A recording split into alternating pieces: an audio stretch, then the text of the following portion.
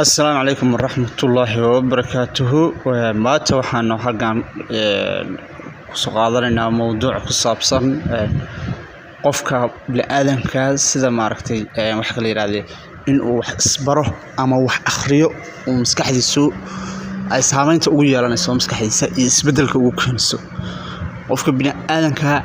maskaxdan Ilaahay siiyay subxaanahu wa ta'aala caafimaadkeedu waxa weeye qofku in uu wax akhriyo qof kasta oo caalamkan jooga qaarad kasta joog qofka uu wax ka akhris badan yahay ama ka cilmi baaris badan yahay waxa kale yiraahdo waa ka maskax badan yahay waana ka aqoon dheer yahay waana ka fiiro dheer yahay waana ka fikrad badan yahay haddii aadan waxba akhrin ogow maskaxdaada ciriiri ayay ku jirtaa qofka wax akhriya iyo qofka aan wax akhrin Ilaahay subxaanahu wa ta'aala baa quraankiisa inoogu sheegay miyay siman yihiin kuwa wax akhriya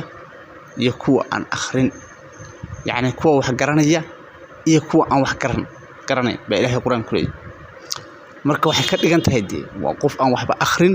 qof damiina yani waxba ma fiiriyo qofkaasi yani qofka wax akhriya oo wax kaliya wax kasta focus ka saar wax faham maskaxdaada way ballaaranaysaa adduunka dhan wax kale yiraahdo bay ku soo wareegaysaa wax kale adoo meeshaada fadhiya ayaad wax kale wax ka ogtahay ama caalamka dhan ba ku soo dalxiis kartaa marka Soomaali ahaan dhalinyarada Soomaalida wax kula dardaarmaya qof kasta book kitaab wax kale yiraahdo wax kasta oo aragtid akhri noloshaada maskaxdaada waxaad ku quudin ka dhaa waa wax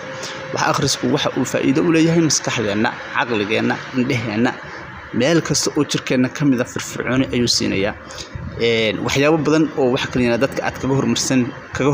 kaga hormari doontidna waa ay jiri doonaan sida wax kale inaad ka fikrad dheeraatid ka hormar badnaatid ka tiira dheeraatid